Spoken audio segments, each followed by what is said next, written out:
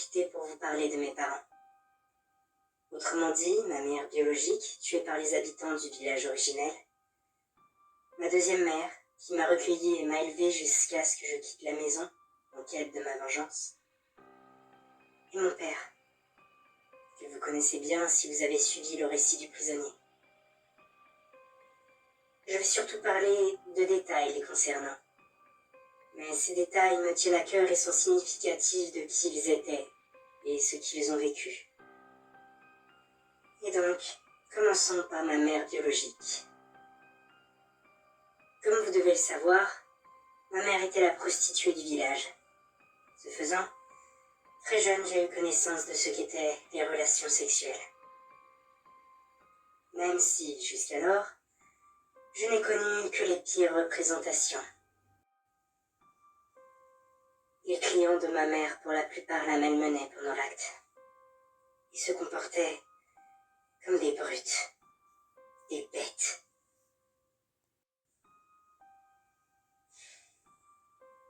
Ma mère finissait des fois dans des états déplorables, à tel point que je devais certaines fois m'occuper d'elle alors qu'elle était inconsciente.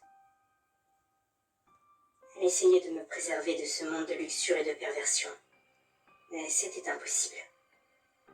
La plupart du temps, vu que ses clients la demandaient surtout pour la nuit, j'étais bien évidemment à la maison, dans la pièce à côté. Mais même en me bouchant les oreilles, j'entendais tout ce qui se passait. Chaque gémissement, grognement, couinement du lit, etc. Néanmoins, malgré tout ça, ma mère essayait de garder son merveilleux sourire en toutes circonstances devant moi. Et elle faisait tout pour que je puisse avoir une vie, vêtements, nourriture, et de temps en temps même des jouets. Elle voulait me donner tout ce dont elle avait été privée durant son enfance. Et elle est toujours douce et chaleureuse malgré toutes les souffrances qu'elle avait vécues.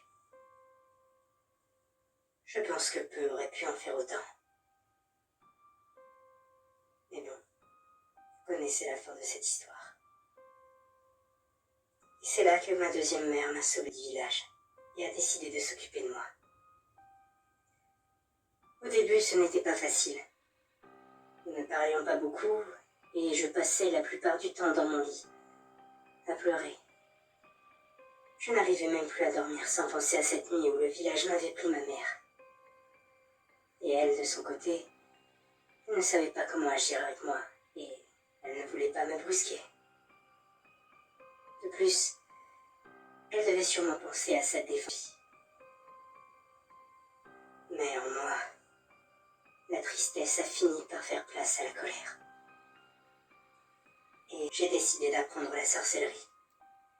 Car, par le plus grand des hasards, ma deuxième mère était une sorcière. Même si c'était une sorcière blanche. Et donc, j'ai commencé à me rapprocher d'elle. Et quand nous nous sommes assez rapprochés, je lui ai demandé de m'apprendre la sorcellerie. Elle a accepté, en me donnant comme condition de ne pas dire à de mauvaises fins. Et, comme vous le savez, j'ai rompu cette promesse. Après, même si à la base je me suis rapproché d'elle par intérêt, nous avons quand même fini par réellement nous rapprocher et nous apprécier. Même si, vers mes 13 ans, nous avons commencé à nous disputer, à cause de mon intérêt grandissant pour la magie noire. Puis vous connaissez la suite. J'ai faim de ne plus m'intéresser à la magie noire pour endormir sa vigilance. Et quand elle n'a plus fait attention, je lui ai écrit une lettre de remerciement et d'adieu. Je ne l'ai plus jamais revue depuis. Et oui, je ne suis jamais rentrée, car je savais qu'elle ne serait pas d'accord avec ce que je voulais faire. Et je n'avais pas envie qu'on se sépare sur une dispute. Après tout, elle était peut-être maladroite de temps en temps, mais elle a toujours été patiente et à l'écoute quand j'en avais besoin. J'imagine que mon départ a dû lui briser le cœur. J'espère qu'elle aura fini par s'en remettre, qu'elle aura continué sa vie sans trop penser à moi. Même si j'en doute un peu.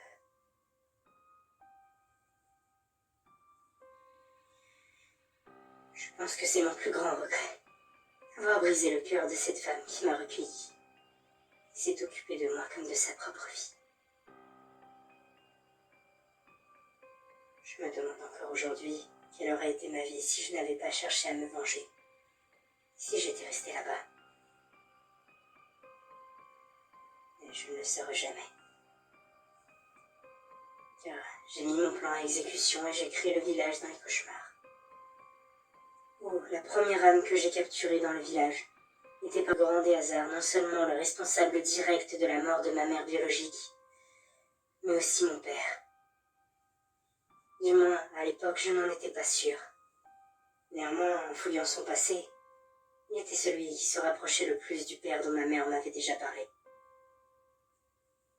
Et j'ai enragé. Pour moi, il était hors de question de briser son âme. Je voulais qu'il souffre. Alors je l'ai obligé à subir les tortures et cauchemars de toutes les âmes qui ont suivi la sienne dans mon antre. Et au départ, il ne comprenait absolument pas ce qui lui arrivait. Il essayait de s'échapper et il était dévoré par la peur et l'incompréhension. Il suppliait pour qu'on le laisse partir et qu'on arrête son supplice. Et au fil du temps, il a fini par se résigner. La souffrance était devenue son quotidien. Il ne pouvait plus s'en échapper. Alors à quoi bon se battre ou en avoir peur? Les seuls moments où il devenait alors difficilement gérable, c'était quand je passais trop de temps à tourmenter une âme. Quand le prisonnier passait trop de temps dans l'âme d'une autre personne. Son âme finissait par absorber les souvenirs et pensées de l'âme qu'il parasitait dès lors. Et donc, en ressortant du cauchemar, il pouvait ne plus savoir qui il était, et partait dans des crises, comme quand il était arrivé dans le village. Alors je le laissais enfermer dans sa cage, et je lui faisais voir les souvenirs qui l'ont fait atterrir ici notamment, la mort de ma mère, et mon retour dans le village originel. Et ça finissait toujours par lui rafraîchir la mémoire. Autant dire qu'il est passé par plusieurs stades durant son séjour ici. La peur, la folie, et ensuite de l'indifférence. Et de nouveau la folie selon si les cauchemars étaient trop éprouvants. Puis quand je me suis libérée, la flamme de l'espoir est revenue en lui. Et alors qu'il avait abandonné et se laissait juste torturer sans réfléchir, là, il a enfin pris la décision qui a tout changé pour lui. Et vous connaissez la suite. Enfin voilà. C'est, je pense, tout ce que j'avais en tête en ce qui concerne les personnes que je peux considérer comme mes parents. Même si du côté de mon père, il n'a pas vraiment participé à mon éducation de mon vivant. Mais au moins il m'a tenu compagnie, plus ou moins volontairement durant des siècles. Je ne sais pas encore ce que je vais vous raconter dans les prochains chapitres.